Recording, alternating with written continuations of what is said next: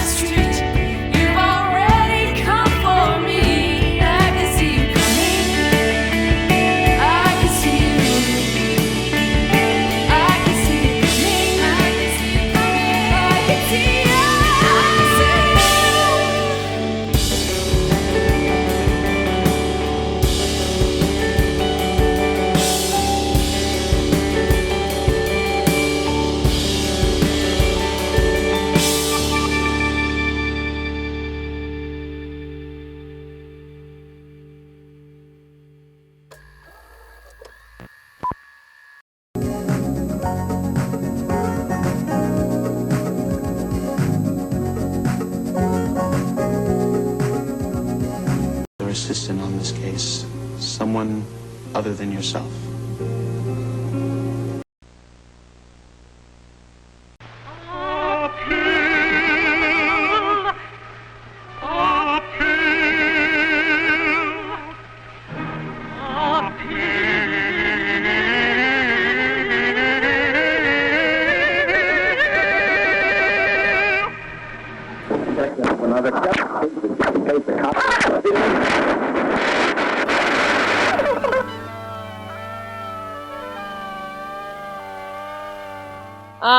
Well, hello, Robin. Welcome to Hi. A Savant's TV.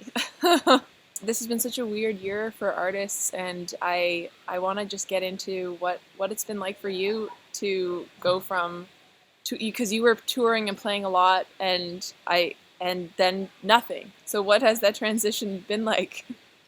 Yeah, so I guess right before lockdown, I passed the Dweezil Zappa audition, and was in talks with a lawyer to get a visa to like move to the States, which would have been great for career stuff. I'm currently living at my parents', and sort of until that point I was just getting by with touring income, I was playing with Iskway and Whitehorse up until the pandemic hit. And so I guess the last year has been kind of getting forced into marketing my own music as like a commercial product, whereas before it was just sort of a passion thing that I was doing for therapeutic reasons almost. I think that I totally relate to that, and it's a really weird thing where, I mean, before the pandemic, being able to play live and tour and have those different outlets, the social media aspect was still there, but it wasn't the only thing. And so when it becomes this like the only way you can connect with people in any kind of meaningful way, I think that there's a lot of pressure to make it appear to be something bigger and better and more interesting than it might be, because all of our lives are so they've got a lot smaller in this last year. This manager I met with said that it's essentially impossible to blacklist yourself by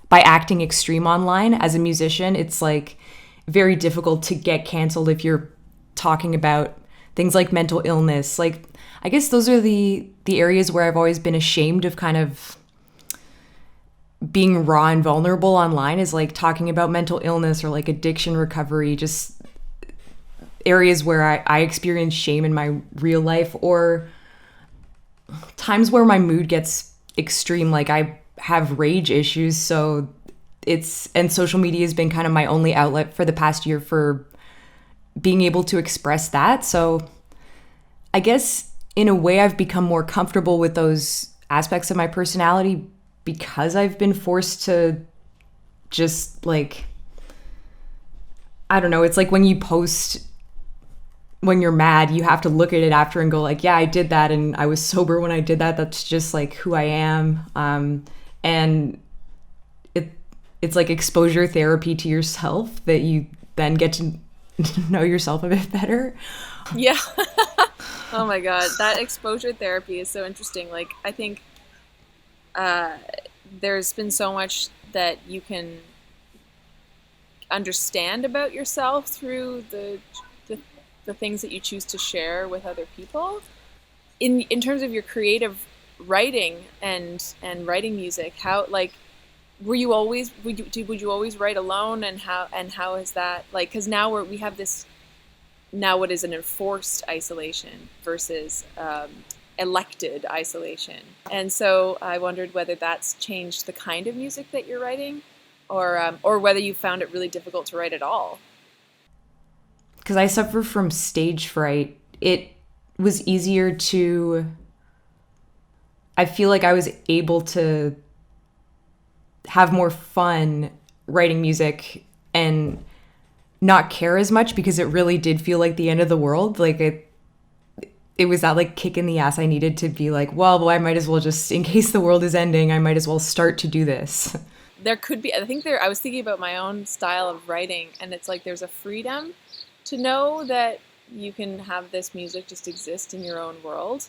I think my fear was that I was going to go like crazy, like The Shining or something. Like I was really like preparing for the worst. So in that sense, I tried to make as calm music as I possibly could.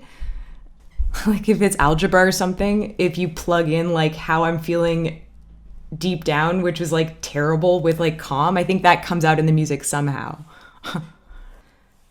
I went to a trade show like 6 years ago and met this guy, Malcolm Cecil, who's sort of the mad scientist behind Tonto. And the trade show itself I had gone to try and get sponsorships. And this was, it's still like this now, but nobody gives women sponsorships. Like it just, they don't even want to like look twice. Like unless you're Daisy Rock Guitars, it's like no one's going to give you a second glance. So this was the only person who like talked to me for 5 minutes and was really excited. Like, let me tell you about this crazy synthesizer I built. And then I heard that they had it in Calgary. So when I was on tour there with Whitehorse in 2019, I phoned in every connection I could and was like, I was in Our Lady Peace, please, like, let me come see this synthesizer. And they gave me a tour. And then my buddy Ross saw it and sent me an email that said, like, I know the other guy that built Tonto. Like, there were two of them. And Ross works in, like, the VR microphone industry. It's such a strange, small world thing. And that's how he knows this guy, Robert Margouleff, who produced those Stevie Wonder records, but then also worked with like Devo and Oingo Boingo. And so he met with me in October. I was in LA for my brother's wedding, and October of 2019. We kind of had a discussion about how they have these residencies at the National Music Center, and he's like, you should treat Tonto as an orchestra and like try to conceive of quartets that are neoclassical, that are like the kind of weird music you want to make, even if you don't think anyone's going to like it. Like, so that's what I applied to the residency with. And I think I was so enthusiastic that they like, maybe they like thought my music was good, but I'm like, they must have taken pity on me at how excited I was in my application to like use this instrument. So it was supposed to be 2 weeks, and then quarantine happened, so it got pushed back and then reduced to 5 days, which was fine. But it the goal, in short, the goal was always to get an album finished. Would you compose the different parts separately, or were they all going at the same time, and then you'd move around to different parts of the synthesizer and change stuff, or what was the process like? So I basically had skeletons of all the pieces going in, and then you run MIDI out and it can take 4 separate channels. So each synth was like, could directly receive the part, but then it almost felt like conducting like a youth orchestra of robots. Amazing. You're going to share with us one of those pieces that you made on the Tonto, and if you've decided which one you're sharing with us, I want to just ask you why you chose it, or what is significant about it for you, and what you want people to maybe get out of it in listening.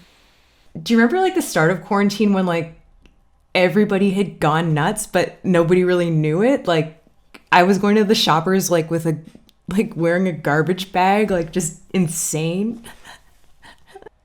I was really trying to apply classical music structure, so trying to create patterns that are interesting and aren't just like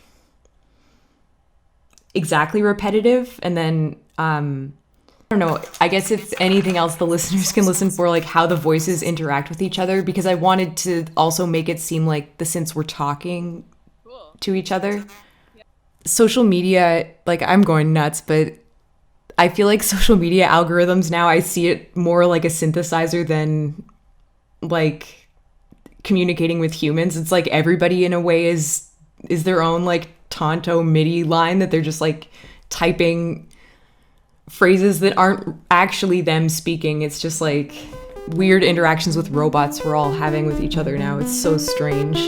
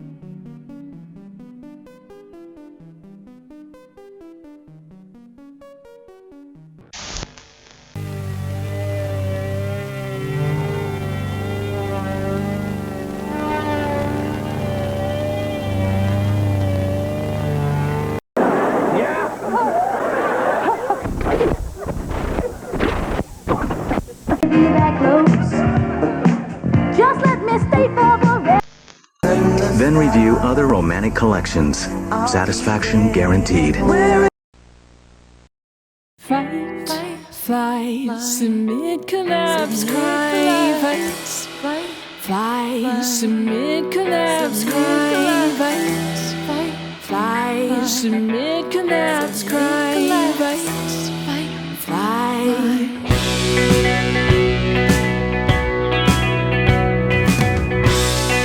Count the days, the hours, sleepless, devour the lonely silence of song. The danger in the wrong way, in fucking up what I wanna say it's real, but it's over. The weight of my grief comes fight, fly, submit, collapse, cry, fly, submit, collapse, cry, fly, submit, collapse, cry, fly.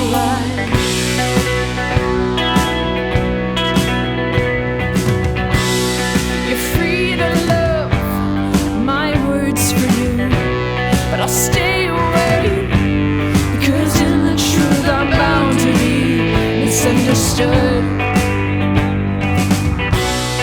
The danger in the heartache, in losing my mind over all mistakes is real, but it's over. The weight of my grief comes fight, fly, submit, collapse, cry, fly, submit, collapse, cry, fly, submit, collapse, cry, fly.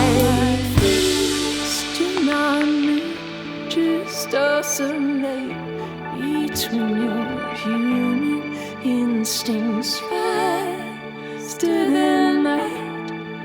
Calculate the rate of failure in your life.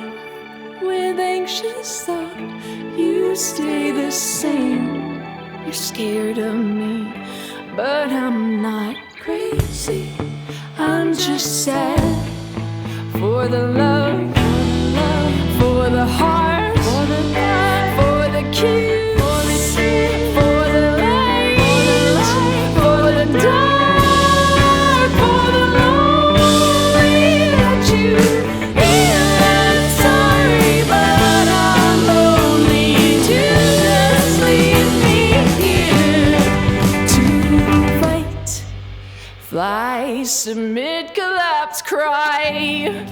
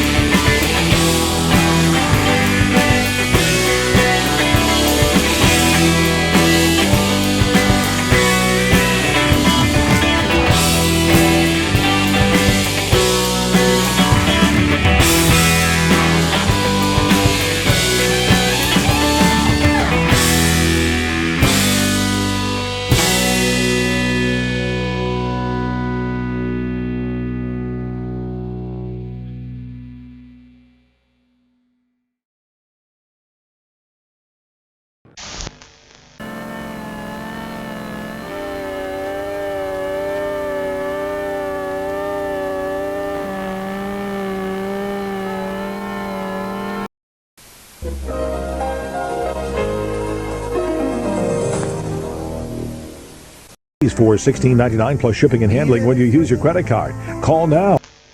You having trouble finding an apartment or a house like this one? All brick, 6 rooms, oil burner, near all churches and shopping, convenient transportation. Well, how much, Mr. Agent? A little more than you expected, wasn't it? Go back home, sit down again with your pencil and paper and see if you can work it out. My name's Johnson. I own a house over on 6th Street that's rented full up.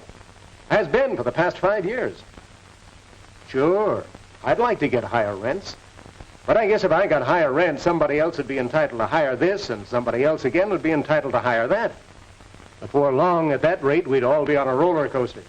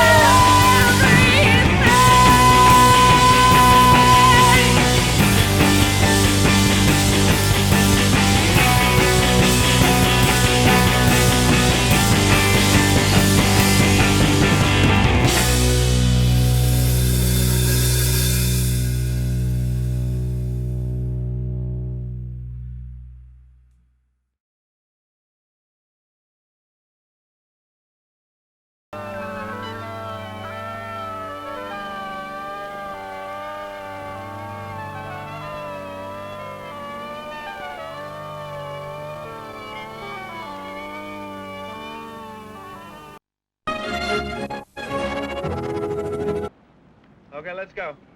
You ready, Mark? Yeah. Ready, Danny? Yeah. Okay, here we go. 3, 2, 1. Another step.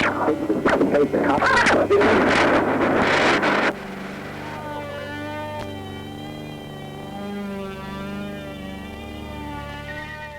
Well, I'm so happy to see you, and I'm so glad that you're here. Welcome to Ace of Wands TV. Thank you. You're coming to us from Montana. Yeah, I'm in Missoula, Montana right now. I came here to kind of wait out the last trails of basement living during the pandemic, and be with my family. And it's been really good. We just came back from a backpacking trip in Idaho. Amazing. And so I've had like a total refill of mountains in my life. Did you grow up in Montana? Is that like your family home? Okay, so, and I wanted to ask, I was talking to Anna about this, this whole notion of how like the seasons affect songwriting, the vistas around you affect songwriting, every kind of, wherever you're writing, in a physical way, it will have an impact on what you're creating. And I was just wondering if you experience that, and if you're writing in Montana, whether it's different than if you're writing in your basement apartment in Toronto. Yeah, I feel like I don't have a regular enough pattern with writing to know exactly what's going on. But I have, like, in retrospect, like, combing through lyrics, like, realized how much natural imagery comes up. Like, I grew up right in the mountains with a creek and a lake behind our house, like half a mile away from any neighbors. Like, we were really mountain kids. And, like, even just walking through these mountains, like, I know all the wildflowers, and you just, like, the smell of pine needles when they're kind of like decaying in the sun, like those smells are so familiar to me, and sometimes I forget that. But all that imagery, I think, comes up more often for me than I recognize all the time. Like lupins and Totally. I find it easiest to start a song with like a specific image in mind, to like a little kernel of thought, and the easiest place to find that is in nature a lot of times for me. What was the kind of catalyst to bring you back home, other than, was it just the wanting to? Like, for me, the pandemic coincided with a divorce, and so I made it through. I felt like I had to like stay strong in my Toronto life, and I love my people in Toronto, you know, like all my friends and the artists I know there, and I just felt like I really needed to define my life there before I knew at my mom's house I would just kind of crumble. What has been challenging about what is now like an enforced isolation rather than an elected isolation? Because we have, I think for a lot of artists, there's a lot of creativity alone, but it's not the same kind of alone that we're experiencing right now. There's a real pressure to artists, and I felt it right away to be like, oh, you're going through a heartbreak, like, think of the album you'll write. And I just really resent that. Yeah. It's true that, like, the hard parts of my life, like, the hard things I've gone through have, like, the way I've gotten through it is to write my way through, and it's a very, like, therapeutic connection to me. But I don't want anyone to force me or expect me to write some kind of breakup album or a pandemic album. And I just felt like very creatively dead for the first half of the pandemic, because it was just such a panicked time. Like, I just felt like no one knew how long it was going to go on, what it would mean. And I really, for me, like, sharing the art has always been a huge part of it. Like, if I have nowhere to share the songs, I get really stuck. Like, I need the stage part of the writing as well. How I ended up, like, finding that creative pulse was reaching out to the dancers that I worked with at my album release. Like, using that as a platform to just keep being connected to artists, because that's what really broke my heart, was just feeling so isolated from the artists in Toronto. And you know that all these brilliant people are out there that you love, but you're not connecting, you're not seeing them. Can you tell me a bit about that, those collaborations with the dancers, and where that, like, do you have a background in dance, or is there like some kind of like connection to the world that you have, or was it just an art form that you're drawn to? Yeah, I danced till 8th grade. Like, I think dance was my first artistic love. I sort of had to make a choice between music and dance, and music felt more like it had more possibilities for me. But it's still like how I interpret music is very much through dance. Like, if I'm on stage and I can and my body knows how to move, it's like an immediate connection to the music. Like I know what I want to do with the music if my body knows. Right. Why it ended up working in such a magical way is I gave each dancer had full creative freedom. Like if they wanted to go conceptual or if they wanted to just improvise. It just was like one of my favorite artistic experiences to give someone that range of freedom. And I find that it's even more exceptional in some ways doing it in this digital form, because you have this screen in front of you and you're performing for it, but there's no audience response. Like there's nothing at the other end of it, and to feed off of, and the energy to feed off of isn't there. How have you found what it's been like to try to maintain a connection with the people who follow your music, and like is the social media train a exhausting nightmare? I've gone full weirdo on social media. Someone I ran into is like, I've loved your Instagram stories. It's like, it kind of feels like we're like watching you unravel. And I was like, I don't know if that's what I'm going for. That is probably true. For me, like there was like no pressure to try to be some kind of business guru with, like I had just released an album and it was like, well, I just have to try to connect with people however I can. We had one rehearsal like out on my deck. We did a live stream with my band, and I miss that band energy of like, it's like riding a pack of stallions or something. Like it kind of like, you have to like follow it and try to stay on top of it. That just sort of broke my heart, getting to experience that. And anything you want to share about the song in particular and its history or what it's about? Or I wrote this a few years ago after like kind of traveling about a bit around Ontario and just visiting. It just felt like a point when I'd kind of run out of resilience, and everyone in my life seemed to be like frayed thin. Like it just seemed like every way I turned, people were hardly getting through. I guess my well was empty.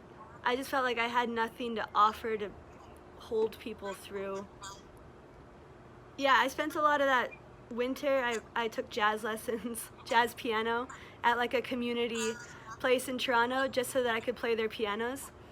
And I just spent all this time alone with the pianos, trying to like process all this weight around me and trying to process the feeling of not being able to solve anything for anyone.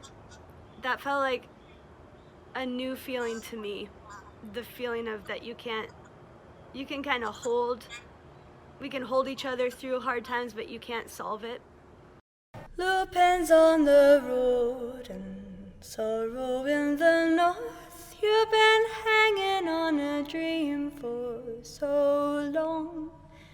Got an aching heart in Montreal. Didn't think I'd be so hard to let him love you. I see you there, I can feel you. I have arms to hold you, but I haven't words. Come on to me now, let me hold you. There's a softness here, I've taken down my walls.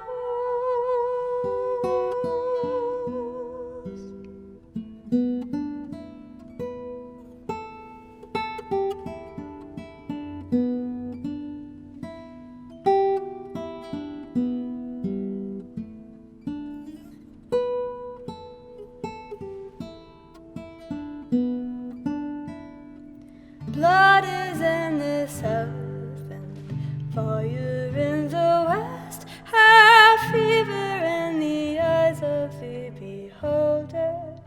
Calloused is the skin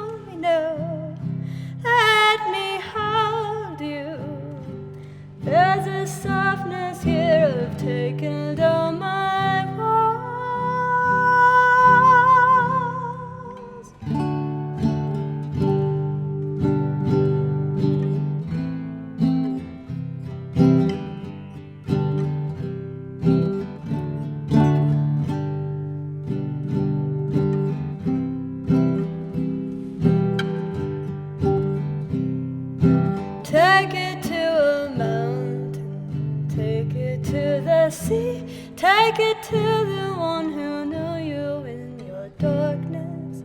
Put it down on paper, put it in a song, distill the desperation from your anger. Can you see me now? Can you feel me? I've tried to take it on, but I am tired. Come on to me now. Will you hold me? There's a softness here I've taken down my walls. There's a softness here I've taken down my walls. There's a softness here I've taken down my walls. There's a softness here I've taken down my walls. There's a softness here I haven't any walls.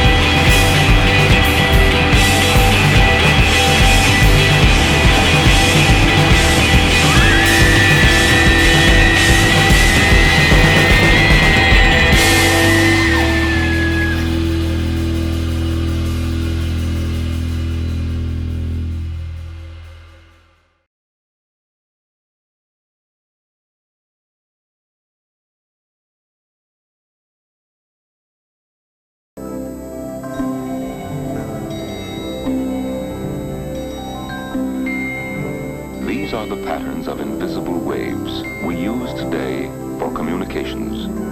Radio waves, television waves, microwaves.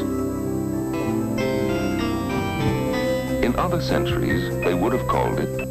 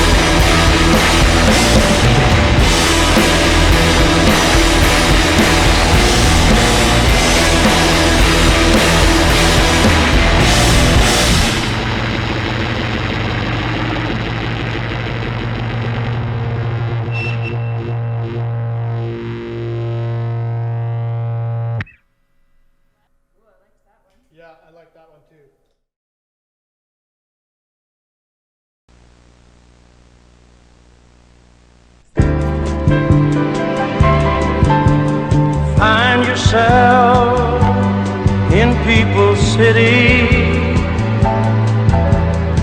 Stay a while if you can, with folks who will be tomorrow's faces, kicking the traces, showing you places in Toronto. That's People's City, where love takes hold, makes old dreams happen.